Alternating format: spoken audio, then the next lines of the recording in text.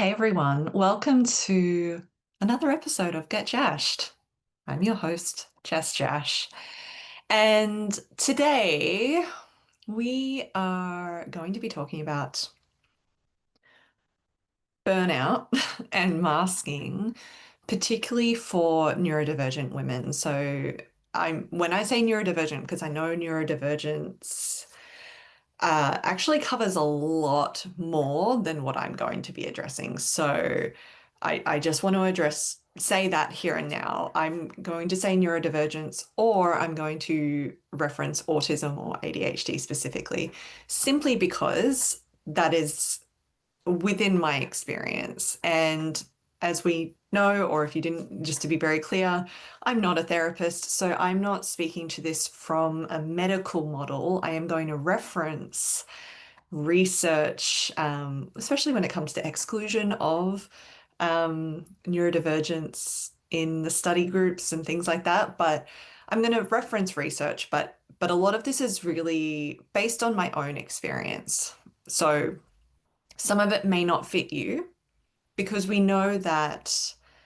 um, we know that each brain is different, even if you are autistic or you are ADHD.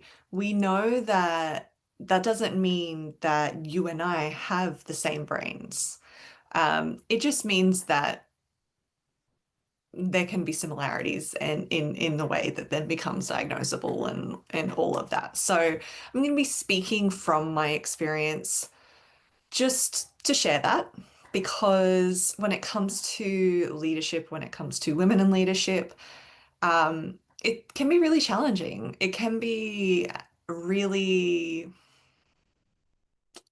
uh, disheartening. It was the word that was coming through. I was trying to find a different one, but it can be really disheartening to feel the true weight of the disability that these things are. They are disabilities. And and I think for me, it has taken some time to even acknowledge that it is a disability for me, that I feel the let's say that I feel the disabling effects of being an autistic and ADHD woman who, you know, by nature of these cognitive development conditions, I have been this my whole life, but I didn't know I was this until very recently,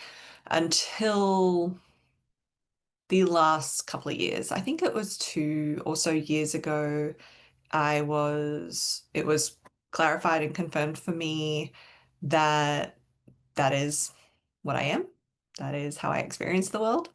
But it has taken time to sort of even recognize how that can feel disabling because I wasn't looking for it. I wasn't necessarily looking for how I'm disabled and how can that be? Like I wasn't looking for the actual answers to that question. It was just okay, I have this developmental condition. I was born with it. And to be very clear, people are born with it. It's a genetic thing. It is not caused by vaccines. There is no proof. In fact, there is proof to the opposite, that autism in particular is not caused by vaccines. And the research that did come out was actually pulled for being fraudulent. The research that did come out that suggested otherwise was pulled for being fraudulent. So just so we're really clear from the outset, this is not a condition that is caused by vaccines because all of the research that we have so far indicates the opposite. It is a developmental condition that people are born with and in part genetic. Just to be super clear about where we stand on that. But it is something that um again, in my experience, but people who are born with, and it is also something that women or girls were not included in any research or study groups in terms of understanding symptoms or experiences of either of these conditions, we were not included until very recently. I don't know the year off the top of my head, but I know it was very recent, literally recently, in the last approximately 10 years. So to be very clear, that's not an exact, but it's, that kind of recent in the last decade or so that they've only just started including the experience of autistic and ADHD girls and autistic and ADHD women in research. And because of the way research works, it has like a delayed onset of before it comes into mainstream awareness from when the research is carried out to now. So it can take about 10 years for that delay to catch up of then it becoming more of that mainstream experience. So we're only really starting to, and with honestly, genuinely, with the thanks to social media because people are sharing their experience. There's a lot to be said for pop psychology, which we're going to avoid as best we can here, but there's a lot to be said about the experience of being able to share your experience that then makes people go, oh, that's something that I just thought was a thing, like was normal. And people learn by self-inquiry, by sharing. This is how we've learned for millennia, right? So it's it's something that has taken, especially for us women and girls, taken a little bit to catch up on, which means that there's a lot about it that um has gone under researched obviously, but also underrepresented and under noticed. So my experience is I like to say I say it this way, whether this is the appropriate or the correct way to refer to it in psychology. Um, the way I, as a patient, refer to it was I scored high marks across the autism, ADHD, and then masking assessments. And I scored high marks, particularly in masking. And that is something that we generally see more of a prevalence in, not exclusively by any means, but we see more of a prevalence in women, which is why it's gone missed also, because for whatever reason, the conditioning that we have, women and girls are taught to just kind of suck things up and be quiet about it and deal with it. Um, for whatever reason, masking occurs in each person. I scored high marks in it, and it was at the point that in the year or two leading up to me actually confirming it, I had a couple of people who even said to me, and they didn't mean anything negative by it, but it was the experience. They even said to me, they're like, well, you don't seem autistic or ADHD, so you must not be it. It must be something else. It must just be, it was dismissed, but it was almost like, it was like, well, nothing's actually going on for you. And, you must just be tired or stressed or whatever it was, right? And And that led to so much more of a validation of when I did find out.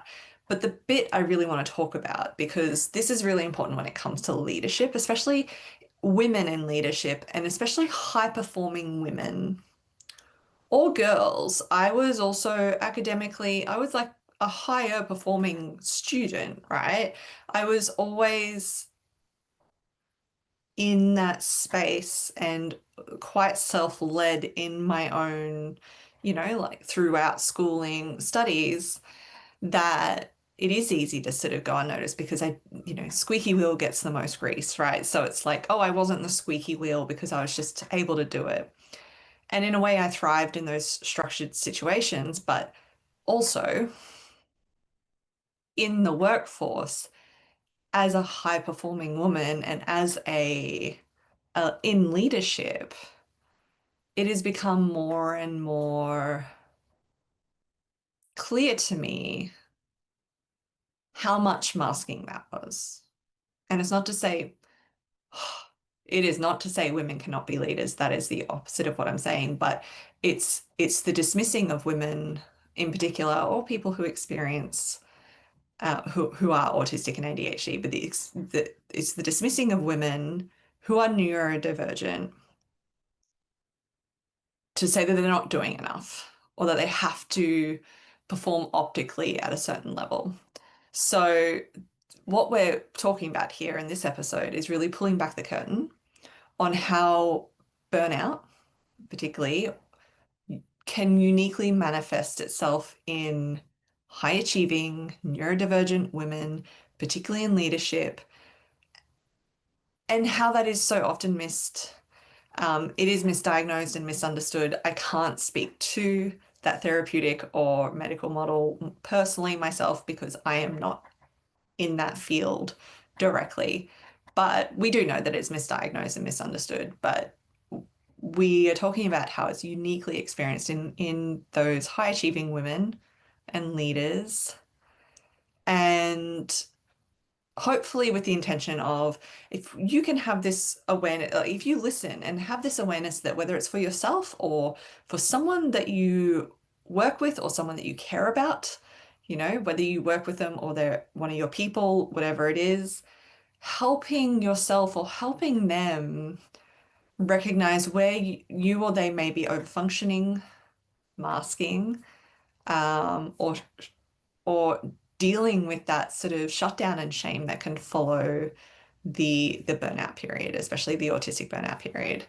So it's it's speaking to performative leadership in the attempt, as we often do here, in the attempt to undo the old model of that performative leadership and actually step into, I keep saying this, step into regenerative leadership. And that includes taking care of what that means for you, right? So this this means that what is regenerative for one person is not necessarily regenerative for everyone. We know this, but we also forget this, especially in leadership context, especially in workplace context when we are in organizations or organizational settings where there's this standard and the rest is not taken into account. And I don't mean having, you know, I'm missing the word, but I don't mean having certain conditions in place because it's like, oh, oh, they need this. We don't expect as much. That's not what I'm talking about. I'm talking about how we actually recognize what a leader is and how we recognize real, thriving, regenerative leadership that actually supports everyone rather than just having this it seems random to me, this random, seemingly random benchmark that we call leadership that has been this benchmark that at some point was decided collectively, at some point a long time ago was decided collectively, oh, this is what leadership is. And then we just kind of fucked off and and didn't let that adjust along the way with us as we adjusted our understanding of leadership, especially thriving and regenerative leadership, right?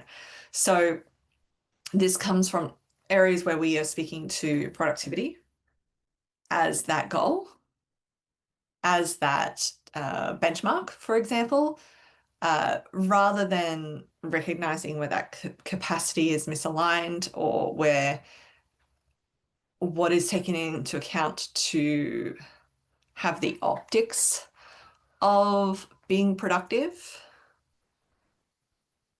isn't like, when what is not taken into account to have those optics of being productive when they are actually really important to demonstrate that skill and ability. So this is especially relevant for neurodivergent people, particularly women, right? And again, I say that because I'm speaking from my experience as a neurodivergent woman who has ADHD, is ADHD, is autistic. I have sensory processing differences. Sometimes that comes in the form of like auditory processing. Um, Speed in some cases, like where I understand what's being said, but there's a landing that needs to be taken. Whereas if I can read it, it's different. And that's not all the time. So it's things like that play a role, but it's also being aware of things that compound over time in order for someone to show up in the way that looks very neurotypical and that is very accepted, which is also very aligned with neurotypical acceptance rather than individual acceptance. So that is the sensory load. I cannot work in environments, offices or otherwise, that are consistently like, I can't spend 8 hours a day or more. Like in my home office, I'll often spend longer than that, but I can't spend 8 hours a day under fluorescent lights without natural light and often even without airflow. There is a sensory load that goes on there. And that also comes in with sounds that aren't familiar to me or are outside of, I was going to say outside of my control, but that's not even it either. If I'm in an office, for example, there's other people typing away on a computer, which may or may not be an issue, but it depends on what else is going on. Whereas if I'm in environments that feel a bit softer, so the lighting plays a big role in that. It's a sensory load thing. So the lighting feels a bit softer. It's often easier for those things to not really be an issue. So certain co-working environments I exist in feel really good because there's a there's a there's a softness literally to the lighting. There is natural lighting. There is an ease with the auditory environment that is there, that is created in this way. Whether they did this on purpose or not, for this reason, that is why it feels good. But we're also sort of referencing burnout in the area of masking. Uh, as I've mentioned, masking can be really challenging because it's not just um, there's code switching, which and I'm not, an expert on code switching in every context and capacity, but for my own understanding and for my own experience of it, code switching is it's based on who I'm talking to, and it's still always very me, but code switching can be how I speak to one person is different to how I speak to another, right? But masking is even if I'm speaking to someone as me, there is still an element of being perceived a certain way and being aware that you're being perceived and having to put on a mask to feel like you or feel like from my experience, that I am really, it's often unconscious, so it's hard to name, but sometimes it's putting on a mask, not just to play the role of leader or anything, or, to, in appropriate ways, but it's this masking of, um, this unconscious masking of what other people think or what I think other people need from me or who I think other people need me to be. And there's so much that goes into masking because it hides whether I'm struggling because I'm high achieving, right? Quote unquote, high achieving.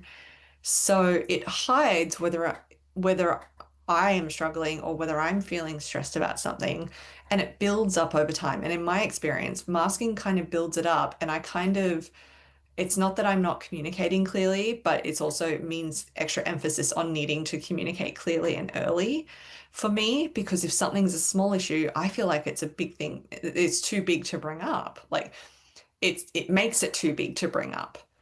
But then the challenge with that is that I keep masking and I keep just carrying on until the issue becomes so big that it's actually bigger than it should be and should have been addressed earlier. But it makes this sensory awareness of not just the sensory load, but the sensory awareness of the actual impact those things are having on me really hard to tap into. Which is interesting because I do talk about self-awareness and mindfulness all the time, but maybe that's why it's so important to me because these are the tools that I have found really useful or extra necessary because of this. Not just necessary because you're human and you're going to have experiences and it's really helpful, but extra necessary because of this. And then we're talking about burnout in the area of emotional labor that compounds over time. Uh, each person's experience is different. I have mentioned on the podcast previously that I often lead through education. So I've mentioned it as, I teach for independence, but maybe it's I teach for interdependence within team environments where it's not just me that's the guru. I hate that word. It's not just me that's the guru or the all-knowing or the only one with the information, and I hoard it so that everyone is needy and comes to me and needs to come to me. The way I lead and the way I teach is to educate people, not so that they feel the pressure to become the expert on the matter. There is still that structure and framework, scaffolding rather, of support from me in that role, but they are then educated. So then we are, it's that a tide raises all ships, right? They are then educated. So then it's not just coming to me with the same without learning. It's the emphasis on learning that helps us then all grow together with that scaffolding of support that I provide. The burnout from the emotional labor compounded over time is when there are environments and structures and systems in place that don't encourage that education. It's almost very much like they want the quick fix, but not the inner work for it. Again, in a previous episode with Susan Pickering, our favorite minister around here, we were talking about it's transformation that's not just flicking a light switch, which is on the surface, and like, oh, the light turns on, so I guess that's what we'll keep doing. It's recognizing that something is happening behind the wall, and then what is happening behind the wall. But apply that to your own internal process. So burnout can happen in that way, especially for neurodivergence, when we are stuck in those patterns. It can happen a lot of other ways, but again, in my experience, that is when I really get caught up in it. So maybe that resonates. Part of the challenge in recognizing burnout, and I would also say this is similar or the same to how we recognize autistic or ADHD challenges, is we often recognize those things when we base it on how they impact other people or how other people around us experience it. So it's about what it looks like rather than acknowledging and recognizing it based on what it feels like for the person experiencing it too. So these are some common symptoms just to sort of understand what it can feel like. Again, this is not the be all and end all of that experience, but just to give an idea, these are some common symptoms of what it can feel like for particularly high-performing neurodivergent women who are in leadership positions, who are killing it in their leadership positions, right? They are very good at it and so capable, but they also are not being recognized in the right ways because the measurement is a neurotypical, often white male experience and perspective of leadership which includes the experience around how they experience leadership, not based on what women experience leadership as, not based on what people of color, black and brown people and black and brown women experience leadership as, or indigenous women experience leadership as, or anyone that is not straight, white, and male. And I'm using that because that is the typical standard, not because I'm trying to bash anyone here, but that is the typical standard by which we measure, which means we measure leadership by their typical experience, which is so different to the rest of it, the rest of us, which the rest of us make up even more of a majority, but the majority of how we measure these experiences is based on one. So the symptoms that can be common is it can be somewhere between emotional flatness or emotional flooding, depending. Um, I it's not that I swing between the two generally, unless I am in burnout, but sometimes my experience can be like there's no real telling of which one it's going to go with. Sometimes it is just flatness, it's an apathy almost. Of it's almost like if I could liken it to the feeling and experience you have when something happens and maybe you're going through a grief and you know what it is. You're like, cool, like not cool, but all right, here I am. I'm grieving. I guess I just have to go through the motions. And it's kind of like that feeling of going through the motions, except going through the motions is I don't really, at nighttime trying to sit down and just have dinner and just do your usual something, watch something on TV. But that feeling of apathy, like I I don't feel like watching anything. I don't feel like there's nothing I feel like doing.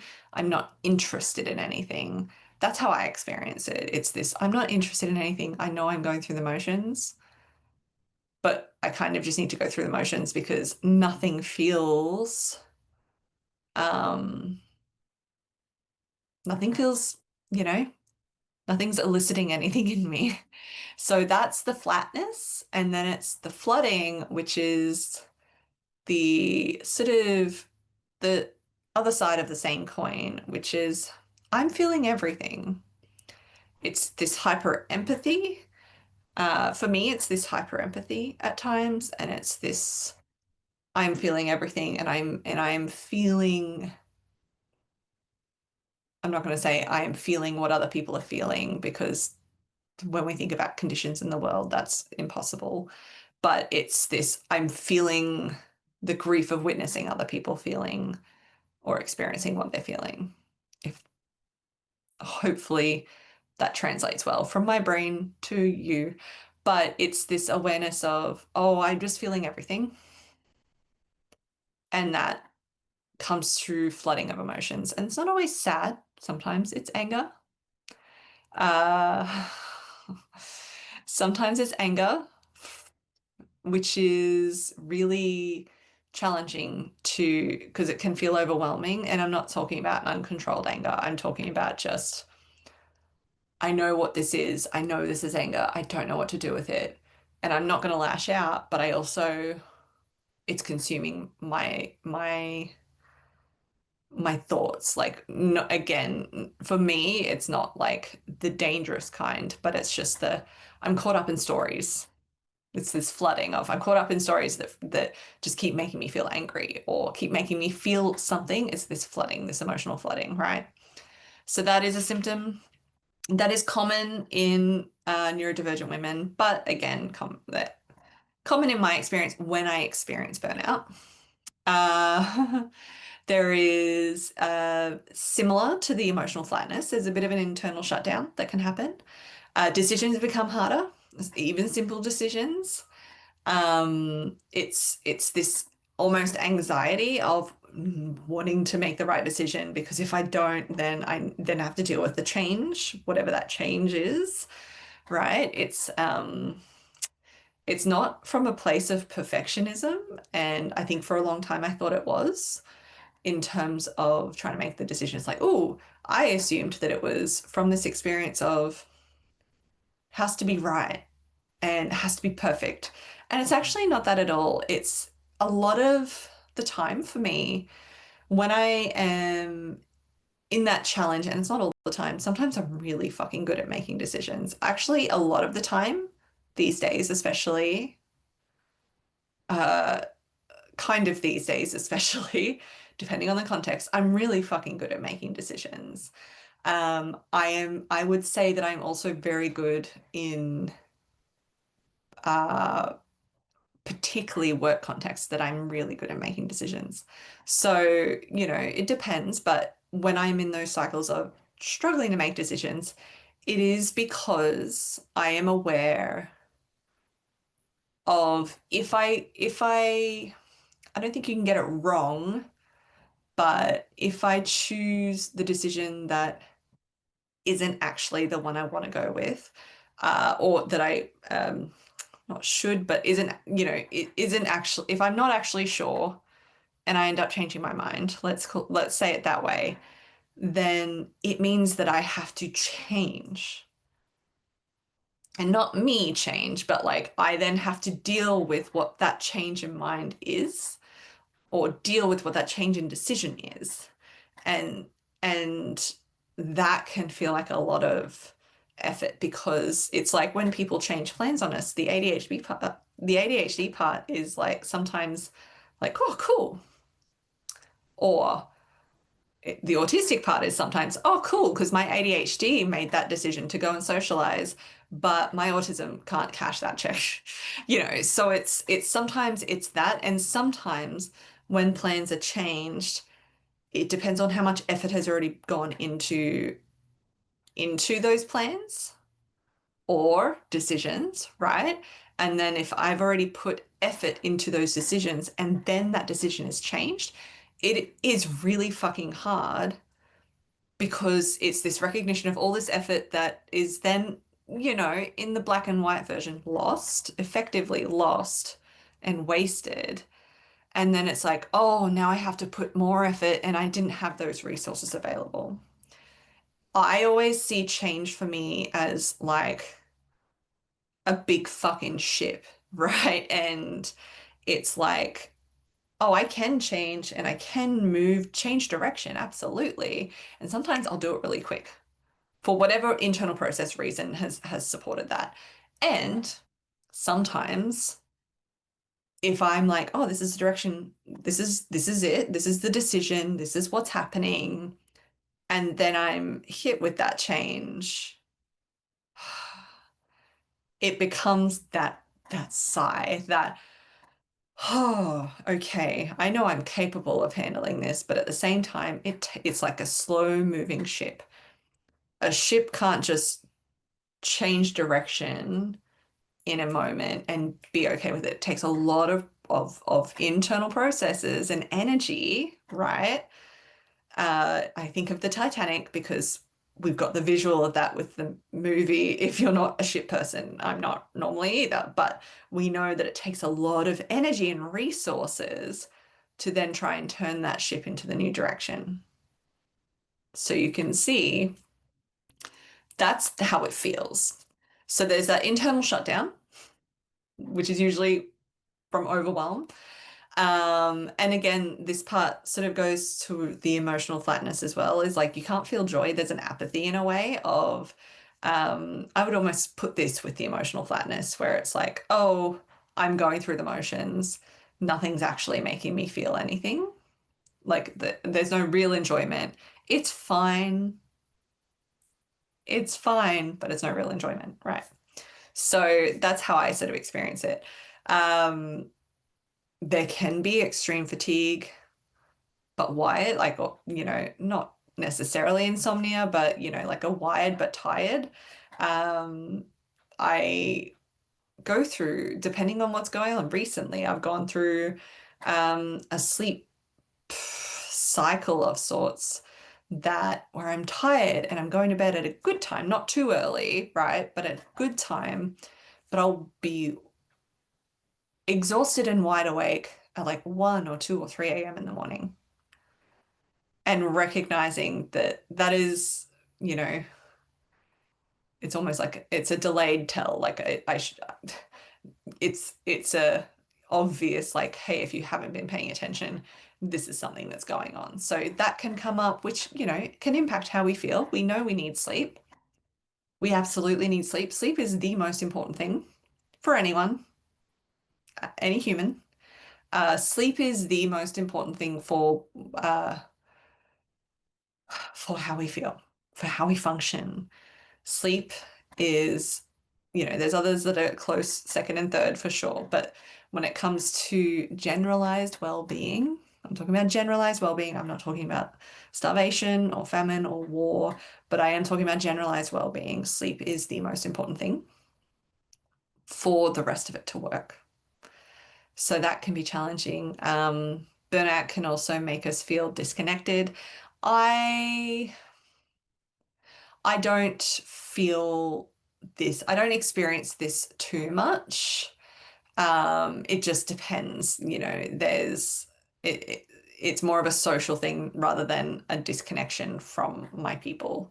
It's more of a, I'm just careful about, like, I thrive better in one-on-one catch-ups, especially in this sort of phase, right? If I'm in burnout mode or if I'm sort of teetering, um, I get a lot more out of the one-on-one catch-ups with my people rather than, group things or events, that kind of thing. So there can be different ways that different people experience that. And it can then be this hyper awareness, which is not is almost exacerbating the problem of burnout and what leads to burnout, but it can also be this hyper awareness of other people's needs, which is, empathy, compassion, being a human, being a caring human being to other people, being in community as humans, all important, right? But it's this hyper awareness of others' needs, but feeling also equally unable to meet your own. It's this weird paradox that happens. It's, I don't know how to take care of this, but I can take care of you. Or it's that, I was going to say impulsive, but it's really compulsive urge to, it's like, oh, one really,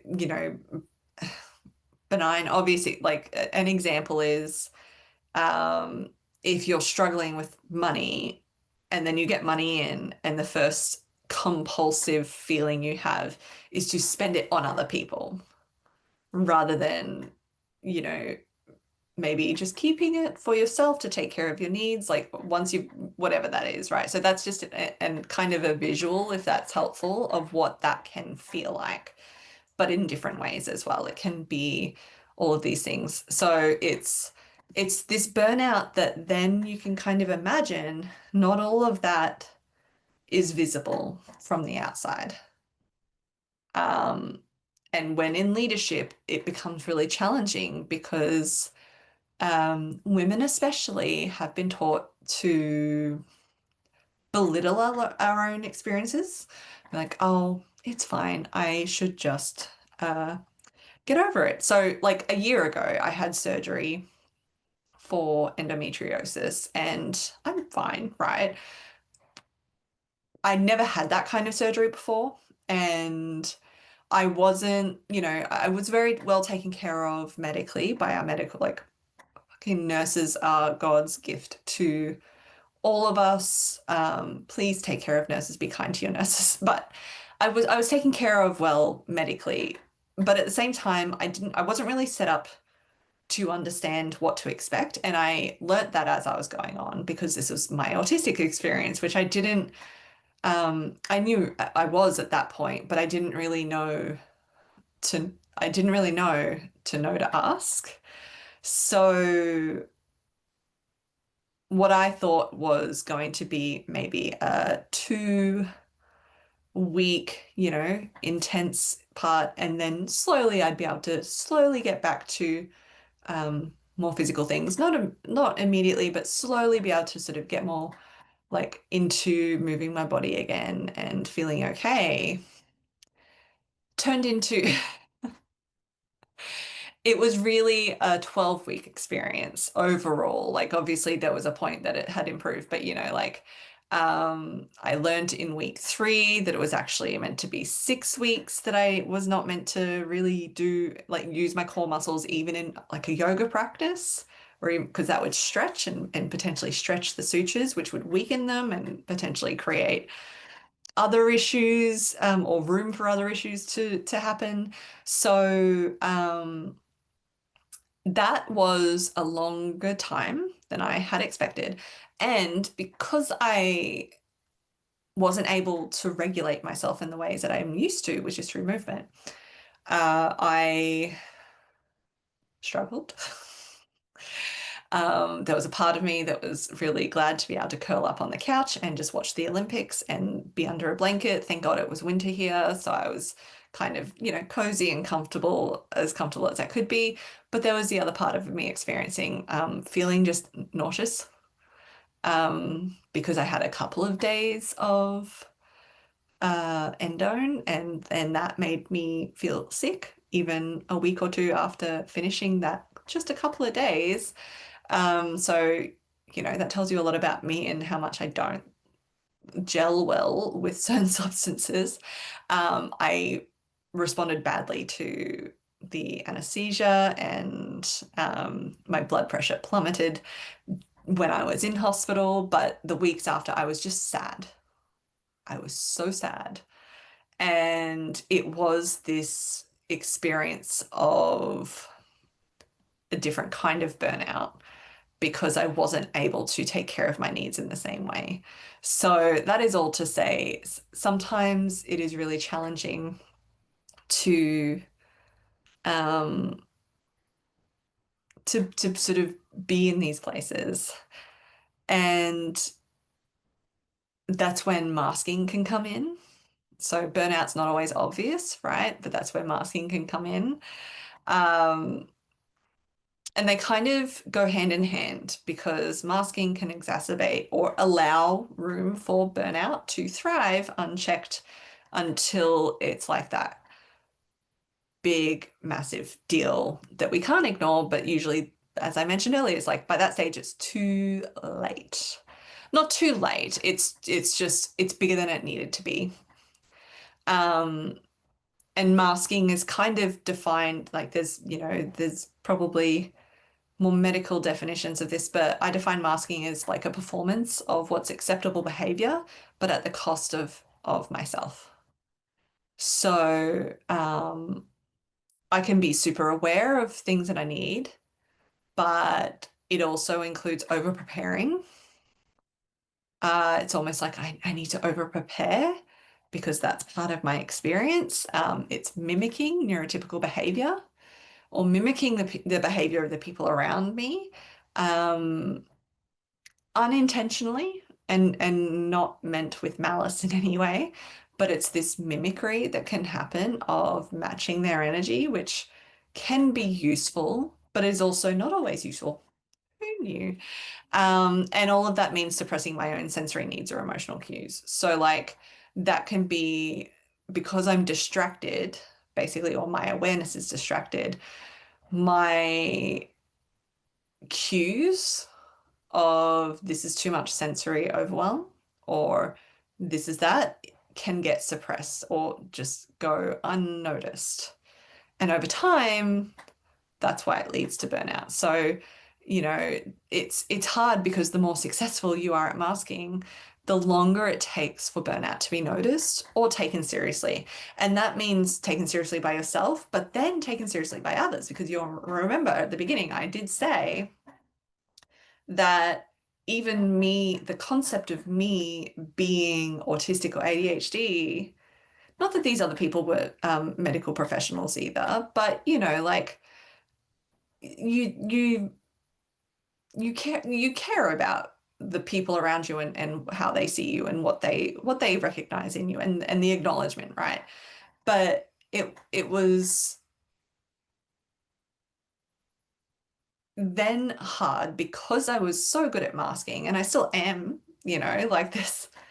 It's not just it's solved now. It's not that it's solved at all, but because I was so good at masking, and then it became too loud to ignore, and then I found out, it then became more of a challenge to communicate those challenges with the people around me because they certainly weren't able, they weren't able to feel what I was feeling and they didn't see it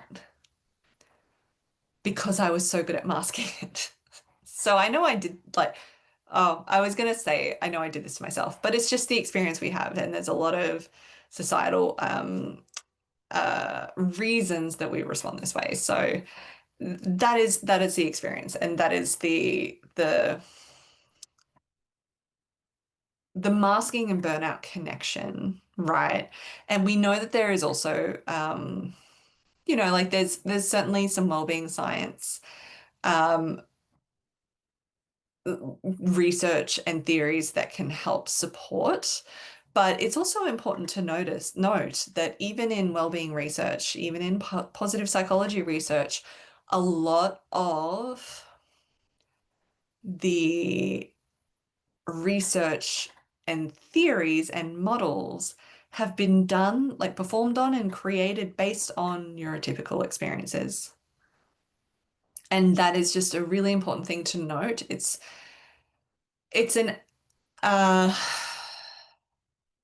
it's a literature critique, but it's not a criticism because, of course, especially based on when some of this research was done, what was normalized was what was right. But we need to actually address that and acknowledge that more. And I believe it is being acknowledged more. But when we talk about the experience um, of neurodivergent people, it does like our version of, for example, of flourishing, which is an element of positive psychology, our version of flourishing is not necessarily going to match what the research or the model suggests that it should, right? Because we have different experiences and tells of what flourishing looks like for us. But there in general aspects, there are theories that can sort of support this example. So self-determination theory suggests that the lack of autonomy and authenticity contributes to diminished well-being. And based on everything I've shared in my experience, but also what we know, you know, uh, neurodivergent people, especially with autism and ADHD, in my experience, we need autonomy and authenticity in order to thrive. We need autonomy. Sometimes it's autonomy around our time and how our day starts, or where our day is, or being able to respond in real time based on what we need. So, if there is, for example, if if there's someone who works hybrid and they have a great setup at home and they have an okay setup at work, but if for whatever reason they are feeling overloaded, sensory wise, for whatever reason, work or otherwise, there needs to be the autonomy. Like they thrive better and have more well-being when they have the autonomy to wake up on a day that maybe they're meant to be in the office and choose to adjust to that, whether that's work from home or come in only for that meeting and then work from home or whatever that is, right? That will look different on every context, but that's what I mean by autonomy, the autonomy to adjust to our needs as we need them rather than mask over them continually just because of what is expected, which I know is going to um, blow up the concepts of what a thriving workplace looks like for some people. But I can tell you that when you adjust your, when you create, when you have neurodivergent accommodations as the norm within your workplace, everyone thrives, even neurotypical people. When you have neurotypical accommodations as the norm in your workplace, only the neurotypical people thrive. So that is something to be aware of. But yeah, self-determination theory can support that as a concept, in how having a lack of autonomy and authenticity does contribute to a uh, diminished experience of well-being in people. Um, Role strain theory is another one where, a known driver of chronic stress. Again, this is not necessarily neurodivergent specific, but a known driver of chronic stress is the dissonance between external expectations and internal reality. So that dissonance between what is expected from someone and what they're actually feeling, and then how they have to show up still. So that kind of supports this concept, and there's possibly more we could look into that for, but there is there are theories behind this. And there's even research that goes into how emotional invalidation, being invalidated emotionally, or lack of validation, even if it's not invalidation, but a lack of validation emotionally, is linked to depression and burnout. So it's not exclusively to neurodivergent people, but I'm just suggesting that we experience it in more acute ways because it's not recognized as much. And then there's the shame, and everyone's exposed to the risk of shame, right? But then there's the shame because the burnout isn't physical, it's not obvious. So it's this feeling of having to convince people. It's this feeling of I should be able to do this, or everyone else is managing, why can't I? Like, I should be able to manage. I should. Why do I need these accommodations than others, like more than others? And it's hard. And this is where I really started to experience the recognition of, oh, this is where it's actually disabling for me. This is where I am actually experiencing the disability again, because this is a disability. In the current world and structure that we live in, it is a disability. So I started to experience it as I literally can't make that choice that everyone else can just make. I can't experience that in the way that everyone else. So I have to make things work in a different way, which is great in a way, but it feels disabling sometimes because it's like, oh, I don't have the same options that everyone else has in this particular way. And in that way, it was, a lot of why do I need more rest or help or space than others? Or why do I need a different work setup than others? Why do I need different to others, to the point where that option is not a valid option for me? So there can be shame that comes with that if you don't catch it. Or there can be shame that you might have to dig to recognize and acknowledge as well. So, it makes it hard, and it's also very common also for women who are usually praised for high standards, for their leadership, for being the one that is really good at fixing or solving everything. I have mentioned this again in a previous episode, but when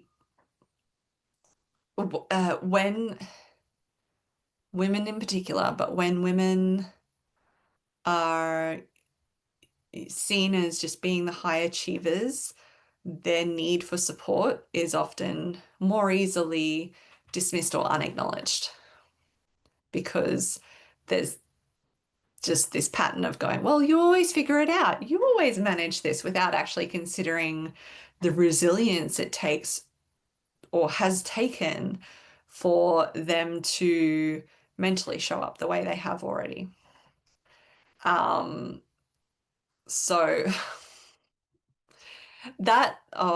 maybe that was just a bit of a here's all the problems, but it's from the intention of this is what it can feel like. And if that is what you are experiencing, that is so super valid, especially in leadership. But if you are not a woman in leadership, and that's okay if you're not, you are still welcome here. But if you're not a woman in leadership, but you have listened to this, hopefully it's been an educational piece for you. Hopefully, it's been an educational listen for you where you because you get to be part of that solution too. It's not just, this is the other challenge. It's not just on people who are experiencing the challenge. It is up to everyone to for us to reframe what those standards of leadership and what that looks like is. Because if we could recognize more of that resilience that is already inherent, that may not be what the Instagram version of it of resilience is, right? The very optical visual version of resilience. If we can recognize resilience more in the ways it actually exists, then there is so much value. I'm speaking to businesses here that care about the bottom line, and there is so much value for highlighting that within your teams.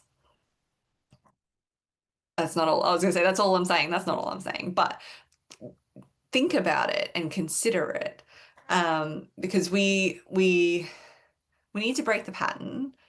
And it cannot just be on the high achieving neurodivergent leaders that you have or the female leaders that you have to break the pattern, because they are existing in an ecosystem that just doesn't fit for them as it is. So it's hard to break the pattern.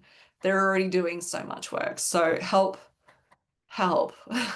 because it's not going to take away from you is also one of the most important things. That anyone else who doesn't fall into the category of the experience I've been sharing, anyone else, it is not going to take away anything from you. If anything, is going to allow you to thrive more, because a rising tide lifts all ships. So I could invite listeners who are female, neurodivergent, high achieving, whatever it is. I could invite you into that self-reflection of, where do you override your body or your needs for the sake of others? Or what signs of burnout have you dismissed as personality traits? Um, I could invite you to do that, and maybe you like to, but I also use this as an opportunity, as an educational opportunity, to invite people that who aren't in those categories, in that demographic, invite you lovingly and kindly invite you into being a part of the solution as well. Um, because it is not just up to the people that experience it, it is up to all of us that contribute to the ecosystem in which we all exist as well. So I was going to say take with you what you will. Hopefully that's something really useful and a lot, because it's a really important consideration and it impacts a lot more people than we think. And it's not just because it's being overdiagnosed, it's because we're finally recognizing more of what those experiences as symptoms are that tell us, that inform us that the people are neurodivergent in different ways. And we're able to provide more support. So if we can hurry up, but quicken the distance between, like, the length of time between the research that tells us this, it's finally catching up, but then actually it being applied in real life. If we can shorten that time frame by responding quicker, then everyone does better for it. So it's been a long one, but it's an important conversation.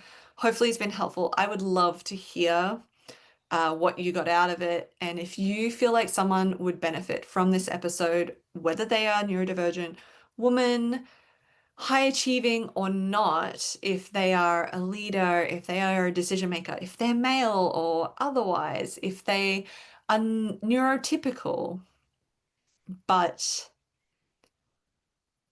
could just get value out of understanding a little bit more, even if it's just from my experience and my perspective, which is not the whole experience or perspective by any means.